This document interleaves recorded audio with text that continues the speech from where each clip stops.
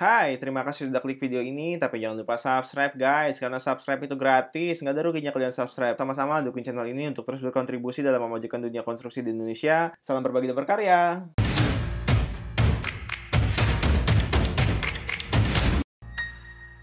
Ada yang, "Pak, kambing saya lahiran, Pak, saya pulang, Pak." Aduh, kambing lahiran ngapain pulang gitu. Atau misalkan, "Pak, tetangga saya lahiran, Pak, saya pulang." Loh, kenapa? Emang siapa yang pelakunya? Oh, dia yang lahiran, kamu yang pulang gitu. Pokoknya macem-macem lah alasan pekerja ya. Nah, cuma ada lagi yang lebih parah. Nih, si mandor udah terima uang, udah pembayaran, si mandornya kabur, nggak dibayarin ke pekerjanya. Aduh, ini benar-benar tepok jidat deh. Jadi, aduh, kayak gini-gini masalah-masalah klise di project ini banyak teman-teman. Jadi, gimana ya, dunia project itu kadang kejam.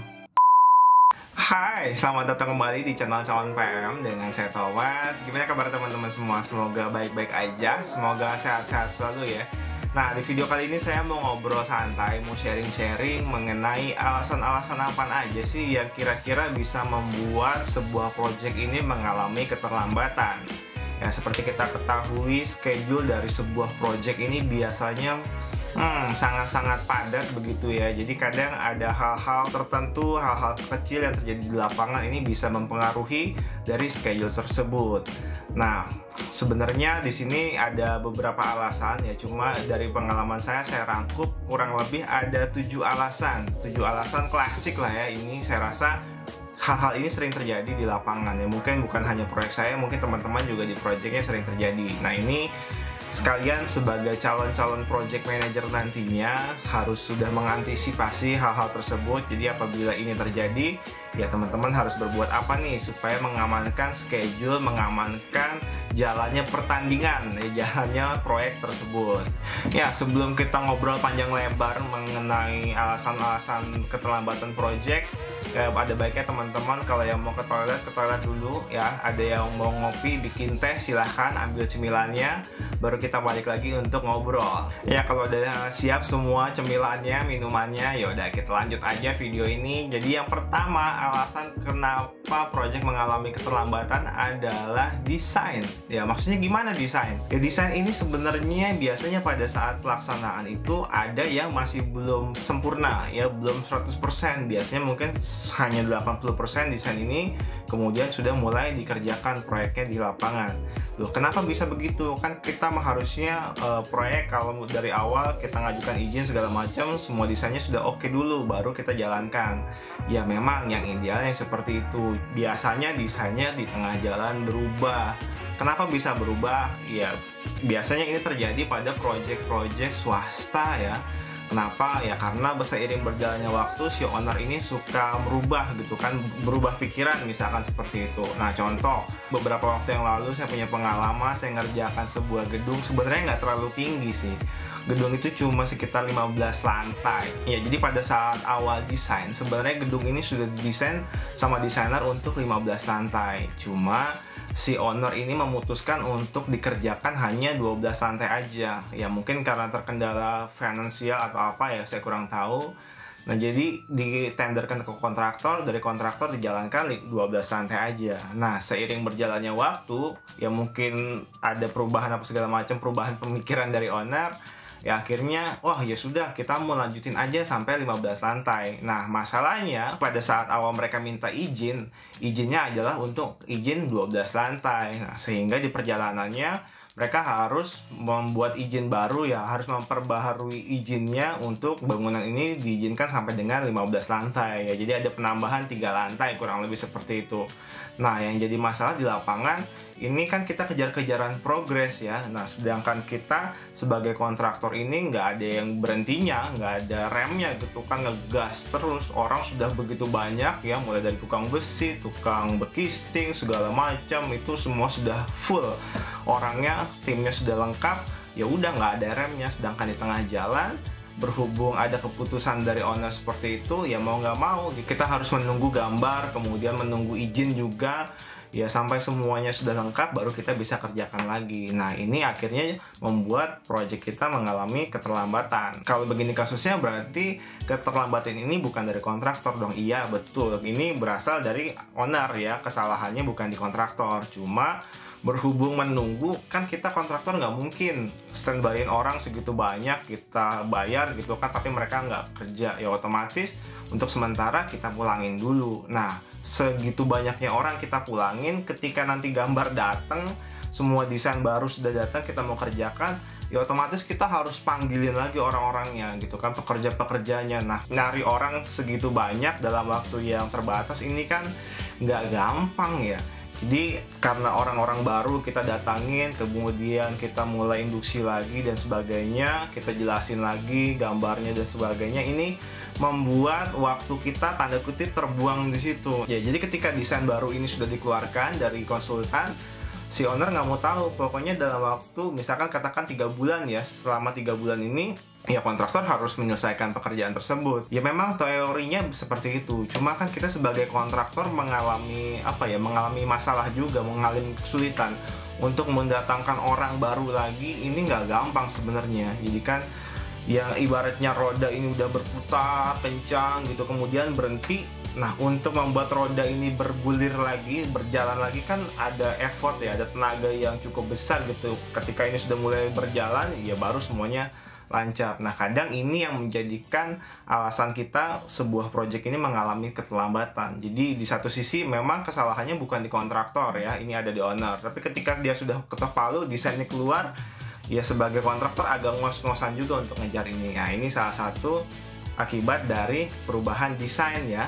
Nah, kemudian perubahan desain bukan hanya yang seperti tadi ya, kita penambahan lantai, memang itu agak sedikit ekstrim ya. Seiring berjalannya waktu, kadang juga dari owner suka ada tambahan-tambahan ya, mereka merubah, misalkan ruangan yang tidak ada kemudian diadakan, atau ruangan yang sudah ada dimodifikasi seperti itu. Nah, ini akan berpengaruh pekerjaan di lapangan. Kalau di lapangan belum dikerjakan, bagus ya, kita masih ada persiapan. Tapi kalau di lapangan sudah dikerjakan, ya mau nggak mau karena dirubah, misalkan harus dibongkar, ya udah dibongkar gitu ya, walaupun kita bisa ngeklaim ini ke owner ya. Tapi hal ini kadang membuat mereka secara cost mungkin oke, karena biayanya udah dikeluarkan untuk material-material yang sudah terpasang, dibongkar, ya udah kita bisa klaim. Tapi secara waktu kadang suka susah. Contoh misalkan project apartemen ya. Jadi misalkan marketingnya ini sudah menjanjikan ke konsumennya bahwa katakan bulan depan atau tahun sekian, bulan sekian si project ini sudah bisa ditempati. Nah, ini mereka sudah menjanjikan tanggalnya kadang bahkan. Ya, kadang dari owner pokoknya nggak mau tahu tanggal sekian, pokoknya project udah mau serah terima aja ya, kalian harus selesain gitu. Nah, ini yang membuat kita kadang suka ya, jadi gimana ya, jadi lembur terus segala macam untuk mengejar deadline ini. Padahal sebenarnya seiring berjalannya konstruksi ini suka ada perubahan dari ownernya sendiri, dari desainnya itu sendiri. Ya itulah tantangannya. Cuma kan kita nggak bisa nyalain, yang namanya juga owner, mereka yang punya yang punya anggaran, yang punya budget, yang punya uang. Kita sebagai kontraktor ya udah ngikut-ngikut aja. Cuma memang sebenarnya kita bisa ngeklaim ya. Yang bisa kita klaim biasanya dari segi biaya ya. Kalau segi waktu kita masih bisa negosiasi dengan owner, itu lebih bagus lagi. Tapi kalau nggak bisa, ya sudah, terima aja. Kita mau nggak mau lembur terus, pekerja ditambahin, jam kerja bertambah, material supply terus, jangan sampai habis untuk mengejar keterlambatan dari proyek tersebut. Kemudian kita lanjut yang kedua. Yang kedua adalah IMB atau izin mendirikan bangunan. Nah, ini juga masalah klasik sebenarnya. Ya, ini saya punya pengalaman baik itu proyeknya pemerintah maupun proyek swasta. Dua-duanya kadang suka bermasalah di IMB. Ya, jadi si kontraktor ini mereka sudah menang ya, sudah dinyatakan menang oleh owner. Kemudian gambar itu semua sudah ada, mereka langsung kerjakan di lapangan. Nah, si IMB ini sebenarnya belum keluar, masih proses. Cuma karena kontraktor ini merasa, ya sudah saya menang gitu kan, saya mau kerjain aja dulu supaya schedule-nya bisa tepat waktu gitu ya. Jadi daripada nunggu-nunggu, ya udah sambil nunggu IMB ini dikerjakan, dijalanin. Nah, dulu saya ngerjakan sampai dengan bor pile ya, bor pile selesai ya untuk fondasi, kemudian lanjut lagi untuk roof fondasi. Nah, ketika roof fondasi ini udah hampir mau selesai, IMB ini ternyata belum selesai-selesai. Nah, ini jadi masalah. Akhirnya dari owner, dia nggak berani untuk melanjutkan proyek ini.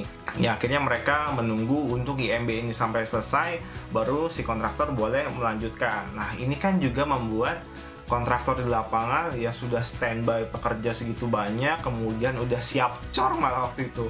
Tinggal ngecor aja gitu kan. Jadi dari owner, nanti dulu, tunda dulu sampai dengan IMB ini dapat gitu ya, sampai dengan IMB ini sudah kita terima. Nah, ternyata kita nunggu hampir mungkin sekitar satu bulanan, sekitar segitu ya.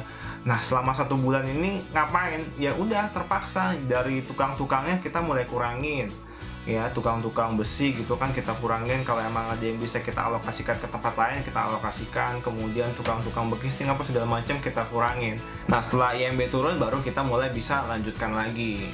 Nah, ini kan juga berpengaruh terhadap total schedule yang sudah kita rencanakan dari awal gitu kan. Walaupun ini sebenarnya bukan kesalahan ada di kontraktor. Ya memang begitu, di lapangan itu cuma 2 kemungkinannya kesalahannya. Kesalahan karena kontraktor atau kesalahan dari klien ya, dari owner gitu. Sebenarnya bukan kesalahan sih, cuma apa ya, ya kayak gitu.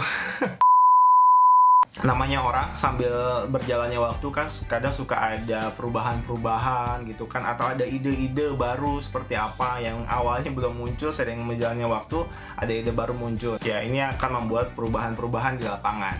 Dulu saya ada yang lebih parah, ini proyek pemerintah.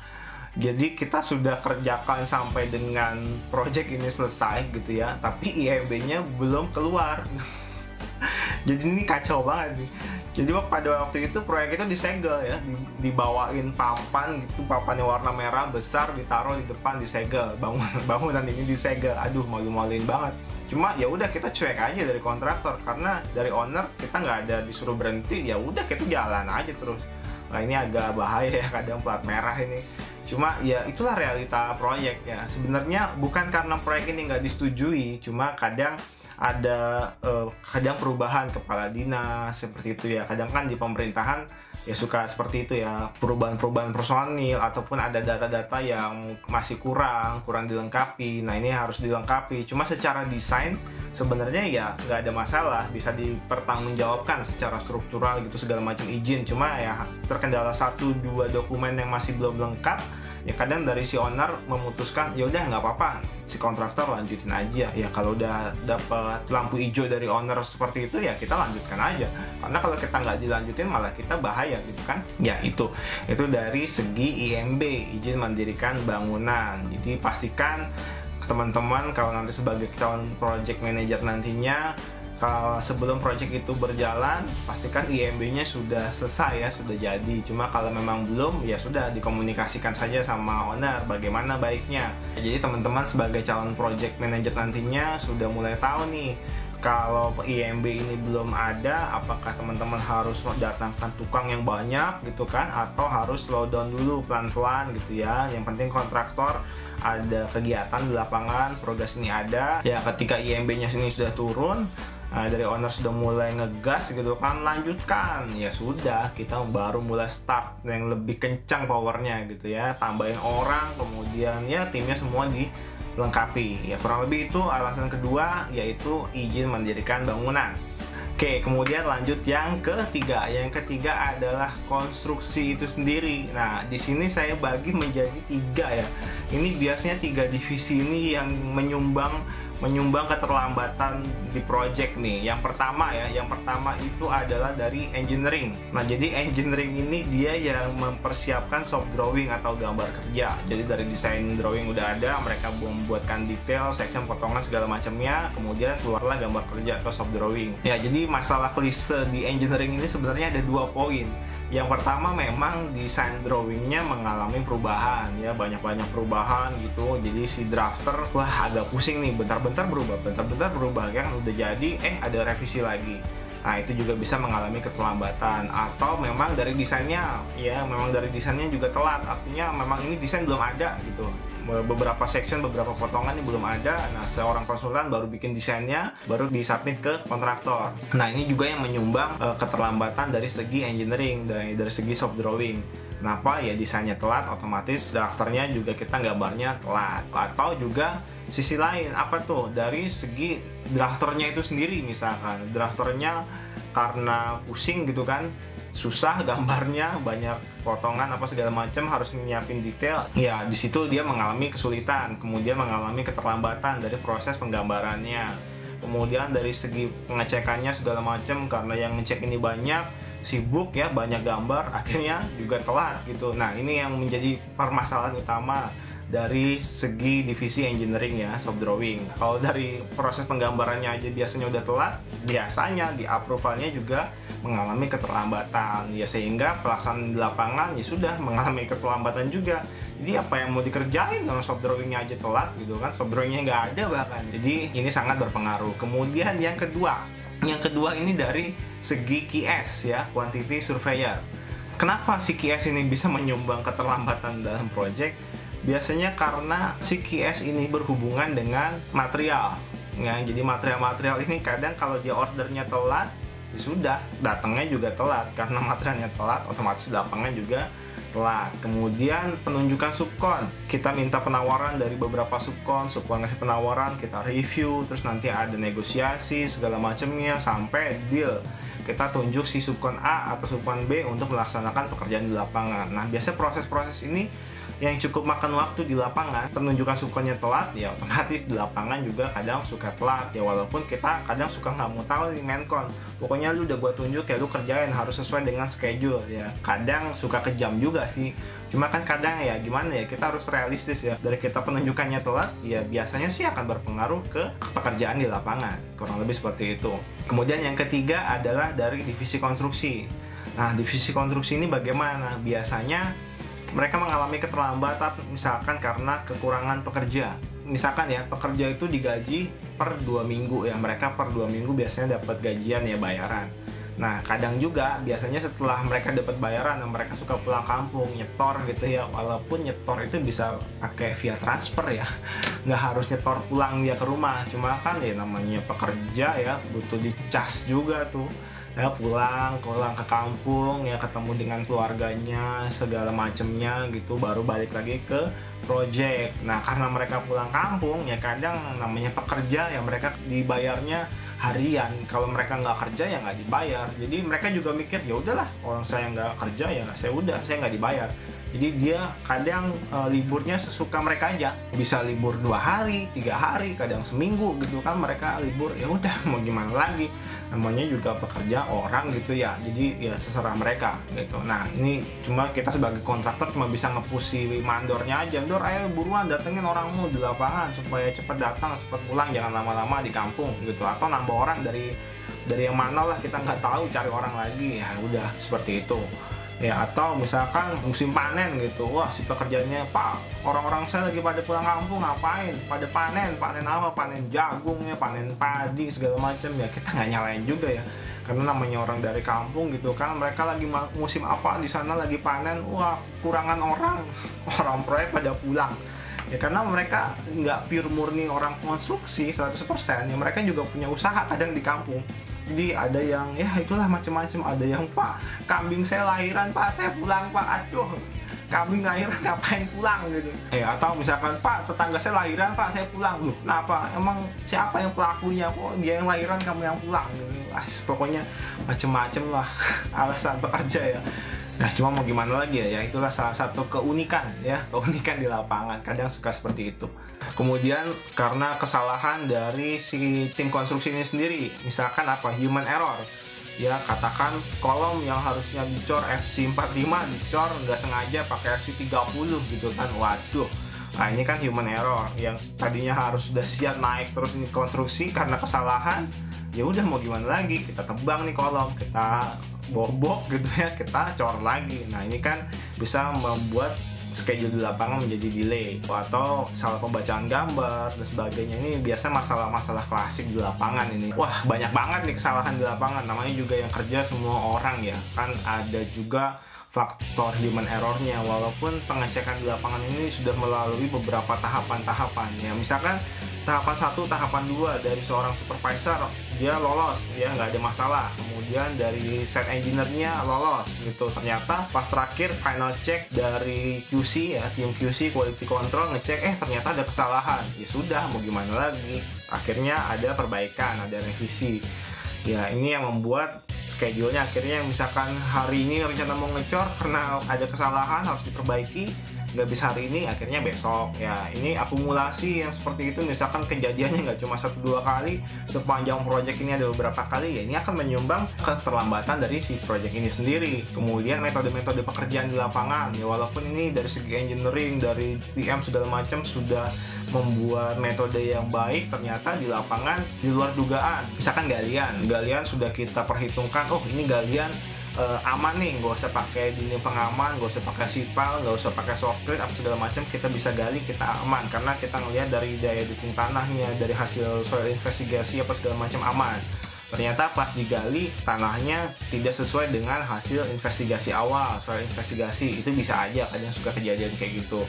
Ya, akhirnya ada longsor sana, longsor sini, akhirnya harus ada perkuatan gitu ya, mau ada shortcut atau apapun itu, ya sudah, akhirnya pekerjaan di lapangan menjadi tertunda. Ya, yang ini banyak sekali ya, kalau dibilang masalah yang terdapat di lapangan ini mengenai konstruksi, aduh nggak ada habis-habisnya kalau saya cerita di sini ya, kurang lebih itulah ya. Kemudian lanjut yang keempat. Yang keempat adalah pembayaran. Nah, pembayaran.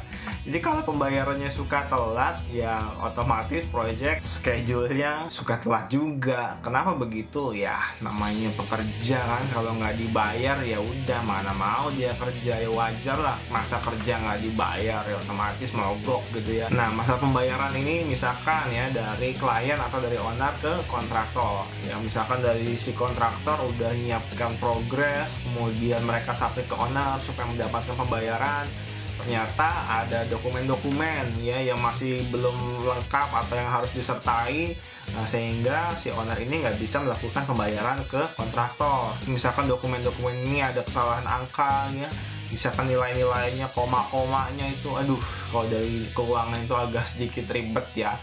Ya ini akhirnya pembayarannya tertunda. Nah karena pembayaran dari owner tertunda, biasanya pembayaran Menkon ke subkonnya juga tertunda juga ya. Apa yang mau dibayar, kita aja Menkon nggak dapat bayaran gitu kan, telat. Nah ini akhirnya berefek ke semua-mua nih. Atau dari Menkon ke subkon ya, misalkan kita sudah tunjuk ya subkon A dia menang tender ya untuk ngerjain pekerjaan A, kemudian dari si subkon ini, Pak kita minta DP Pak, misalkan DP berapa, 10%, 20% untuk mereka mulai gitu ya, mulai pekerjaannya. Nah kemudian proses pencairan DP ini kan cukup panjang ya, mereka harus nyiapin dokumen-dokumennya, kemudian ada bank garansi, kemudian ada segala macamnya ya. Nah ketika proses ini suka telat gitu kan, dokumen-dokumen ini belum dilengkapi, ya otomatis DP ini nggak bisa cair gitu ya. Karena kan sebagai Menkon kita juga nggak bisa main asal cairin aja. Nah karena ini prosesnya lama, di lapangan juga lama nih, nggak mulai-mulai. Nah ini sedangkan kita punya progres di lapangan ya harus berjalan terus kan, schedule itu waktu nggak bisa diberhentiin. Nah ini akhirnya menyumbang dari segi keterlambatan di project. Kemudian misalkan dari klien, dari owner ke Menkon pembayarannya udah lancar, kemudian dari Menkon ke subkonnya udah lancar. Nah ada lagi masalah dari subkon kemana, ke mandornya misalkan dia ke mandornya bermasalah. Ya itu juga bisa bikin keterlambatan juga. Kenapa? Karena si mandor ini ada keterlambatan pembayaran dari atasannya, ya otomatis si mandor nggak bisa bayar ke pekerjanya. Ya pekerja nggak dibayar, ya gimana lagi, ya pasti mogok gitu kan. Karena ujung tombak lapangan kan ke pekerja. Kita sebagai staff ya enak aja kan, engineering gambar terus apa segala macam ya, mereka yang kerjain di lapangan. Si tukang-tukang ini ya, kalau tukang-tukang yang nggak dibayar ya mogok lah gitu kan, ya wajar aja, udah kerja capek-capek nggak dibayar, mau gimana lagi, pasti mereka demo gitu ya. Nah ini sering banget nih kejadian kayak gitu ya. Jadi masalah pembayaran ini sangat sensitif sekali di lapangan. Nah cuma ada lagi yang lebih parah, si mandor udah terima uang, udah pembayaran, si mandornya kabur nggak dibayarin ke pekerjanya. Aduh ini benar-benar tepok jidat deh.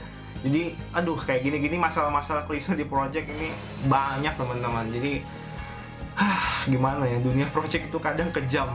Nah ya, kadang suka kejam gitu, orang-orang nggak ngerti mikirnya apa gitu ya, heran. Kemudian lanjut yang kelima. Yang kelima adalah cuaca. Nah, ini gara-gara perubahan iklim ya, global warming, yang harusnya udah musim panas ternyata hujan. Kemudian ya begitu ya, jadi kita harapannya wah ini sudah musim panas nih, kita kerjakan ternyata hujan terus. Ya udahlah, apalagi masih progres di struktur. Kalau hujan gitu ya gimana, hujan masa kita mau kerja hujan-hujanan, kan membahayakan ya, apalagi ada petir lagi. Aduh, ya udah otomatis pekerjaan di lapangan berhenti. Cuma kadang hujannya juga suka ngeledek nih, hujan terus berhenti, pekerja mulai kerja lagi, terus hujan ya istirahat lagi, kayak begitu terus. Ya udah nggak maksimal ya kerjaannya di lapangan.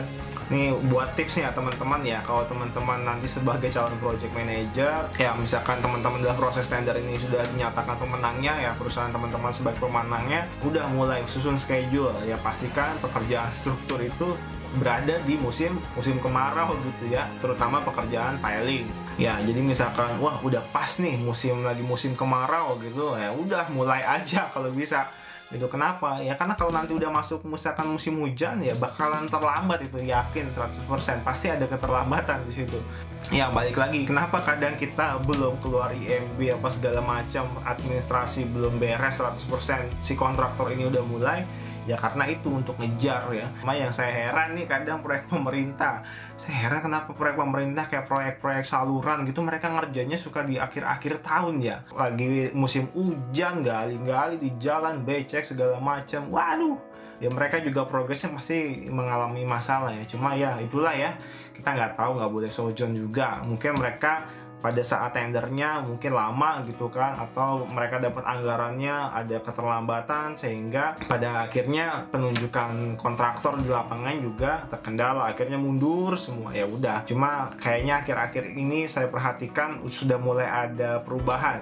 Jadi mereka biasanya tendernya di tahun ini ya, misalkan di akhir-akhir tahun ini mereka tender, nah kemudian di awal tahun depan mereka kerjakan. Nah itu salah satu strategi yang bagus juga.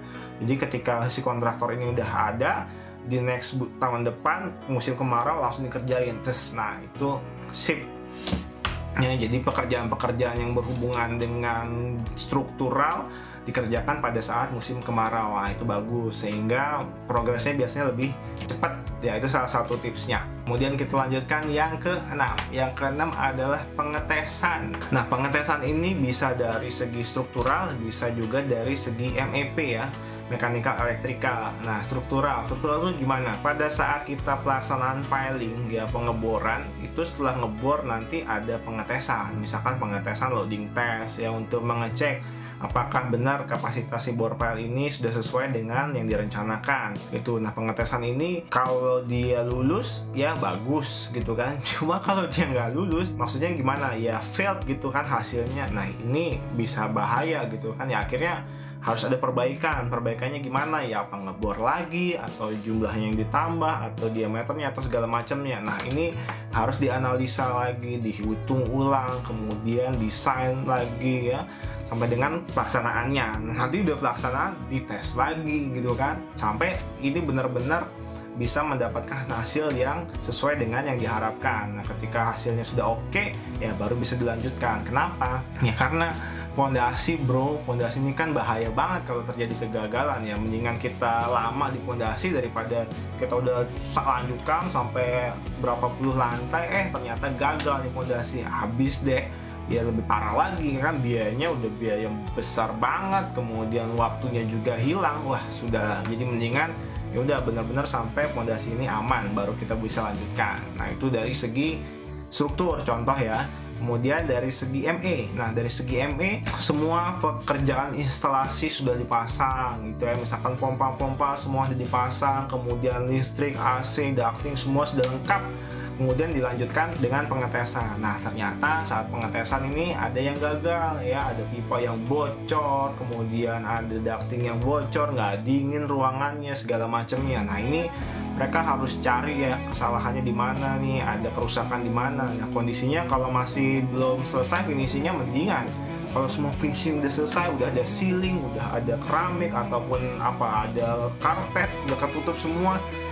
Ini ada agak PR juga nyari lubang di mana nih. Kalau misalkan air, oke lah, dia bocor, dia ngerembes. Kalau AC, ya kan susah ducting. Wah, ini ducting segitu banyaknya gitu kan, bocor sana bocor sini, waduh. Itu suka kadang kejadiannya, walaupun kadang pengetesan itu biasanya dilaksanakan sebelum ceiling ini tertutup. Cuma kan ya namanya di lapangan, ya ini contoh aja ya. Dulu saya pernah ada kasus, jadi dari pekerjaannya ada masalah dengan perusahaannya. Saya nggak tahu apakah karena pembayaran atau apa. Jadi dia melakukan sabotasenya apa? Ya itu suka ada yang dibocorin lah, ada yang semacam-macam lah di lapangan.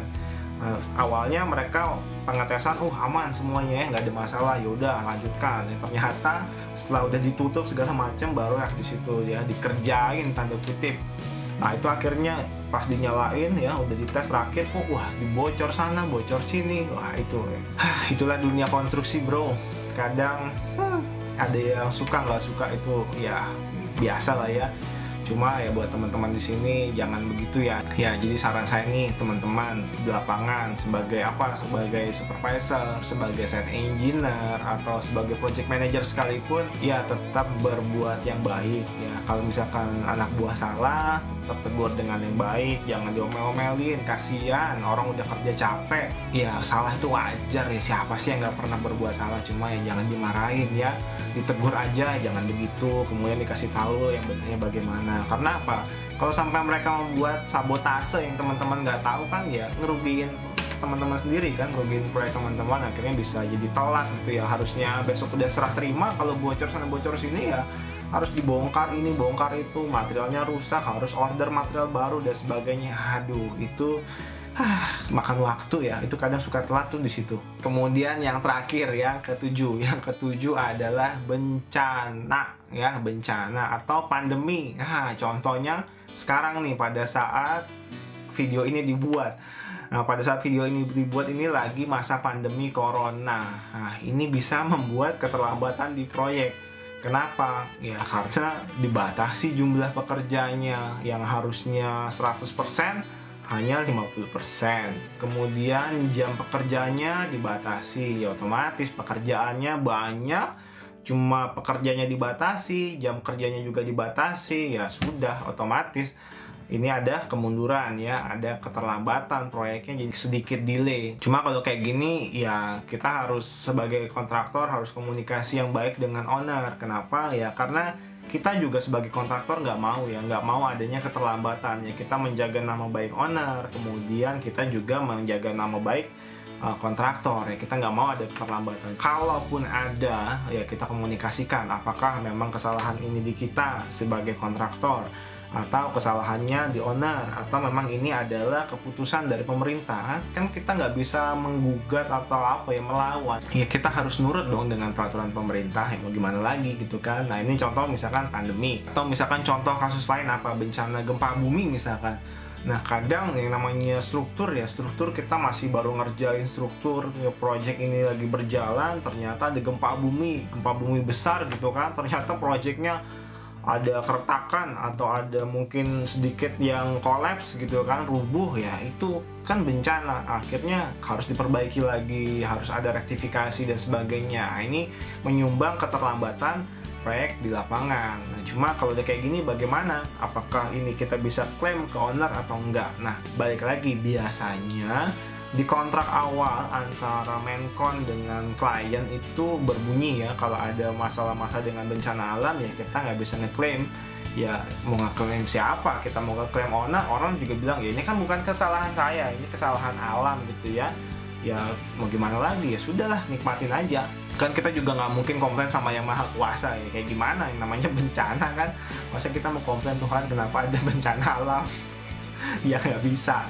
Ya jadi ya sudah, kalau memang ada bencana ya palingan biasanya dari owner waktunya aja, ya udah berapa lama waktu yang diperlukan untuk rektifikasi, untuk perbaikan, misalkan 1 bulan 2 bulan, ya udah project itu diizinkan untuk mengalami kemunduran selama misalkan ya selama 2 bulan ya, kurang lebih seperti itu aja. Cuma untuk biaya kita nggak bisa ngeklaim ya. Jadi itulah 7 alasan klasik kenapa sebuah project mengalami keterlambatan Jadi keterlambatan itu bisa banyak faktor ya, yang disebabkan dari klien juga ada, kemudian dari kontraktor juga ada, subkon pekerja segala macam juga ada. Ya, jadi misalkan ada terjadi keterlambatan di proyek, ya sudah dari Mencon ini nyiapin data-datanya ya, data-data yang menunjukkan bahwa oh ini ternyata bukan kesalahan kita, kesalahannya ada di klien, sehingga pada akhirnya si kontraktor ini bisa ngeklaim perpanjangan waktu ya, perpanjangan schedule dari kontrak utama, seperti itu. Yang kita bernegosiasi dengan owner lah ya. Ya itu aja video kali ini dari saya. Semoga bermanfaat, semoga bisa memberikan referensi-referensi baru buat teman-teman semuanya. Dukung terus channel ini supaya semakin berkembang ya, semakin maju dalam memberikan kontribusi yang positif, memberikan informasi-informasi seputar dunia konstruksi di Indonesia. Ya, kemudian jangan lupa subscribe channel ini dengan cara klik tombol merah di pojok kanan bawah, kemudian nyalakan loncengnya. Jadi kalau ada update-update video dari saya, teman-teman juga bisa selalu update. Kemudian like video ini kalau kalian suka, dan share video ini ke teman-teman kalian, ke rekan-rekan kerja kalian. Ya, sampai jumpa di video-video saya selanjutnya. Salam berbagi dan berkarya. God bless.